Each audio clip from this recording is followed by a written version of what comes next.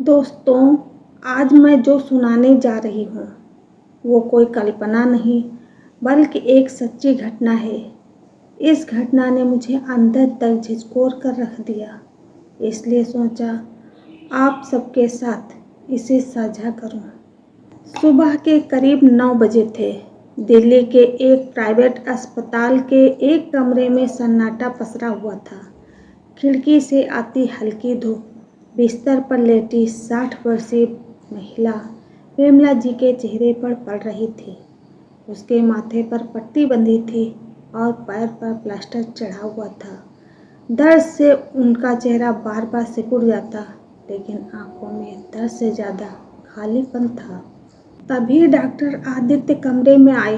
रोज की तरह उन्होंने मुस्कुराकर पूछा, कैसी हैं माँ जी आप? विमला जी हल्का सा मुस्कुराईं, लेकिन उनकी आंखें भर आईं। उन्होंने धीरे से कहा, बेटा, दर्द तो अब कम है, लेकिन मन का दर्द अब शायद कभी कम नहीं होगा। डॉक्टर आदित्य कुछ पल चुप रहे।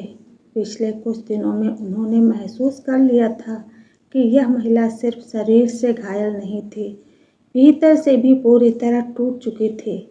विमला जी कभी सरकारी स्कूल में अध्यापिका थी। पति की मौत तब ही हो गई थी जब उनका बेटा रवि सिर्फ 8 साल का था और बेटी नेहा 5 साल की। उस दिन के बाद विमला जी ने दोबारा कभी अपने लिए नहीं जिया। सुबह स्कूल, शाम को ट्यूशन और बच्चों के परवरिश में उन्होंने पूरी तरह से खुद को झोंक दिया था, ताकि उन्हें अकेलापन महसूस ना हो। उनके रिश्तेदार और जान पहचान वाले कहते, विमला, दूसरी शादी कर लो, जिंदगी अकेले कैसे कटेगी? लेकिन वो हमेशा एक ही जवाब देती, मेरे बच्चे ही अब मेरी दुनिया है। उन्होंने अपने बच्चों को अच्छे स्कूलों में पढ़ाया और उनकी परवरिश इतने प्यार से की कि उन्हें कभी भी अपने पिता की कमी महसूस नहीं होने दी। समय बीता, दोनों बच्चों की शादी हो गई। नेहा अमेरिका में अपने पति के साथ रहने लगी और रवि दिल्ली में ही नौकरी करने लगा। रिटायरमेंट के बाद विमला जी को अच्छी खासी पेंशन मिलने लगी। विमला जी को अपनी नौकरी की पेंशन के साथ साथ दिवंगत पति की फैमिली पेंशन भी मिलती थी। हालांकि पैसों की उनके पास कोई कमी नहीं थी, फिर भी वो अपने ही घर में काफ़ी अकेलापन महसूस करती थीं। नेहा फ़ोन पर कई बार कहती, मम्मी, आपने सारी ज़िंदगी हमारी देखभाल में निकाल दी।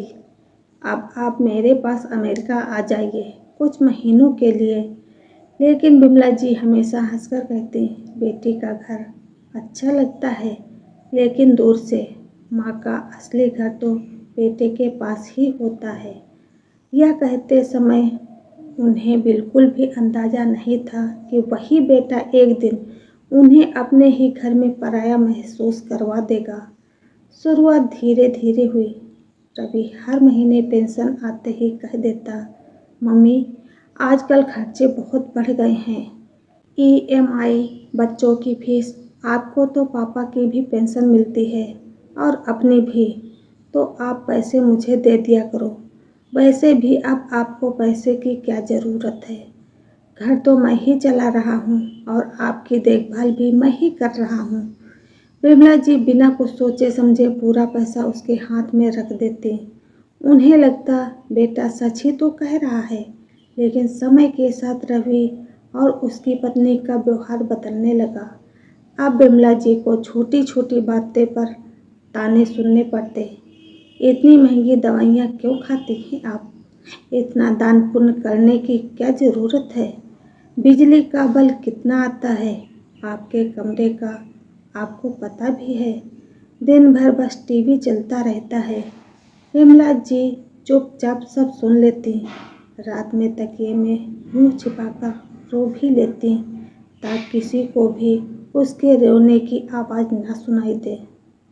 उधर अमेरिका में बैठी नेहा रोज माँ को वीडियो कॉल करती और पूछती, मम्मी, आप ठीक तो है ना? और हर बार विमला जी झूठी हंसी के साथ कह देती, मैं बिल्कुल ठीक हूँ बेटा। उन्होंने कभी भी अपने साथ होने वाले व्यवहार के बारे में नेहा को भनक तक नहीं लगने दी। एक दिन दोपहर में रवि ऑफिस से गुस्से में घर आया। किसी बात को लेकर पति पत्नी में पहले से तनाव था। बिमला जी ने बस इतना कहा, बेटा इतना गुस्सा करना ठीक नहीं है।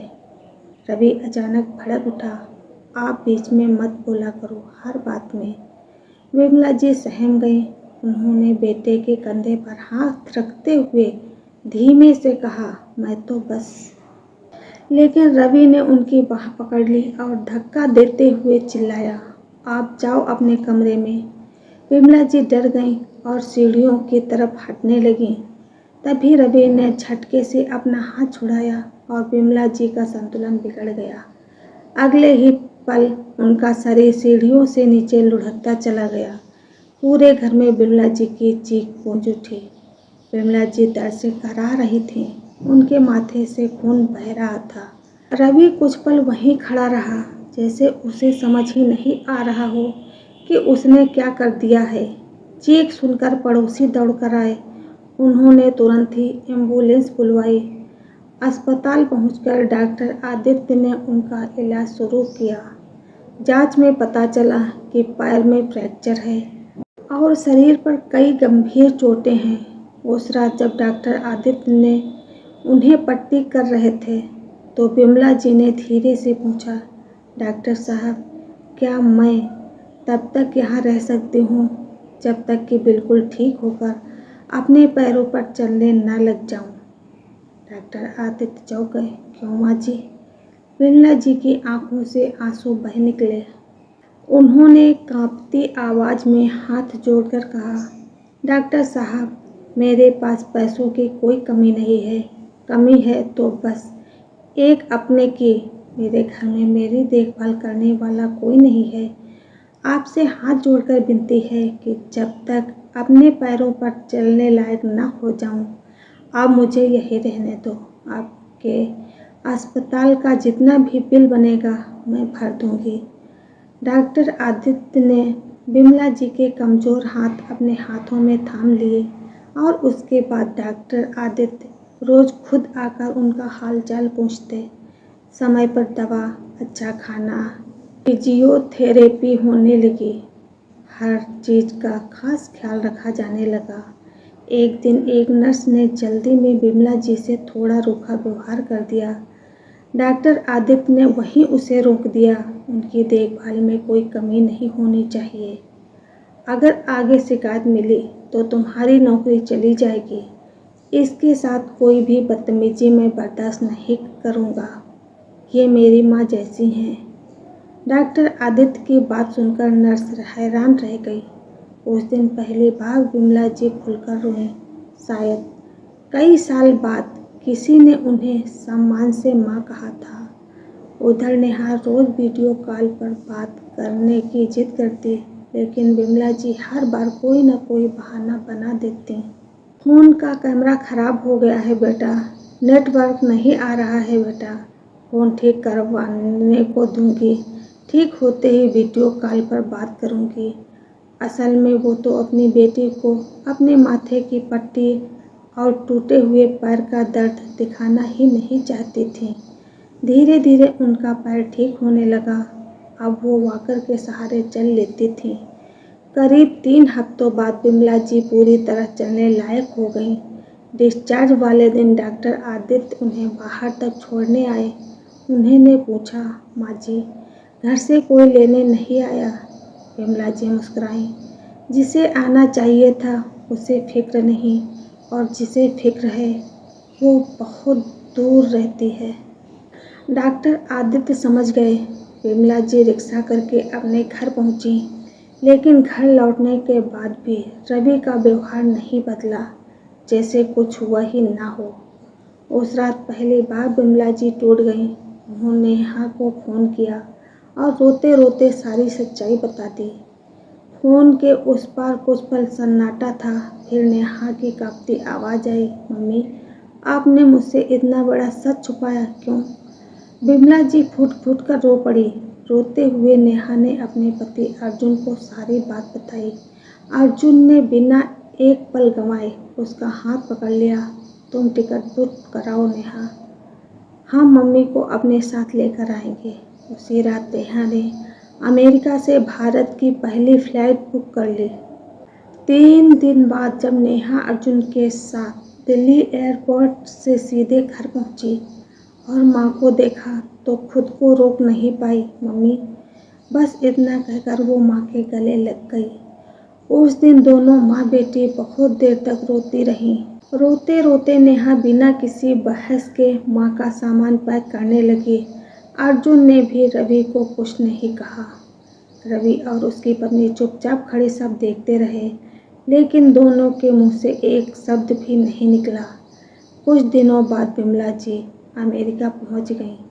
अमेरिका पहुंचते ही अर्जुन और नेहा ने घर का सबसे आरामदायक कमरा विमला जी के लिए तैयार करवाया। खिड़की के पास आरामदायक कुर्सी, छोटा सा मंदिर, उनकी पसंद के पर्दे, हर चीज़ उनकी पसंद की। सुबह नेहा खुद उनके लिए चाय बनाती, दवा का समय फ़ोन में अलार्म लगा कर रखती, रात में उनके पैर दबाते हुए कहती, अब आपको किसी चीज़ की चिंता नहीं करनी। एक रात विमला जी ने झिझकते हुए कहा, बेटा, मेरी वजह से तुम्हें परेशानी हो रही होगी। अर्जुन तुरंत मुस्कुरा पड़ा, मम्मी जी, माँ बाप परेशानी नहीं होते, घर की बरकत होते हैं। इतने प्यार भरे माहौल में धीरे धीरे विमला जी के चेहरे की उदासी खत्म होने लगी। एक दिन पड़ोस की भारतीय महिला ने उनसे पूछा, आप कैसी हैं आप? विमला जी मुस्कुराईं। उनकी आंखों में इस बार दर्द नहीं, सुकून था।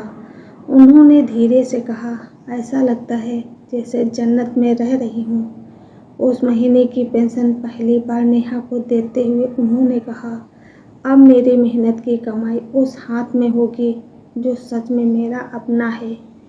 यह सुनकर नेहा की आंखें भर आईं। उसने माँ का हाथ थाम लिया और बोली, मम्मी, मुझे आपके पैसों की नहीं, बस आपकी ज़रूरत है, आपके आशीर्वाद की ज़रूरत है। विमला जी मुस्कुरा दी। शायद ज़िंदगी में पहली बार उन्हें एहसास हुआ था कि घर वो नहीं होता जहाँ इंसान अपनी ज़िंदगी गुजारता है। घर तो वो होता है जहाँ उसे सम्मान और अपनापन मिलता है। दोस्तों, अगर आपके घर में भी माँ बाप या बुजुर्ग हैं तो यकीन मानिए उन्हें आपके पैसों से ज़्यादा आपकी आवाज़ में प्यार, सम्मान और थोड़ा सा अपनापन चाहिए बस। दोस्तों, अगर इस सच्ची घटना ने आपके दिल को ज़रा सा भी छुआ हो तो कमेंट करके ज़रूर बताना कि आपको यह स्टोरी कैसी लगी। राधे राधे।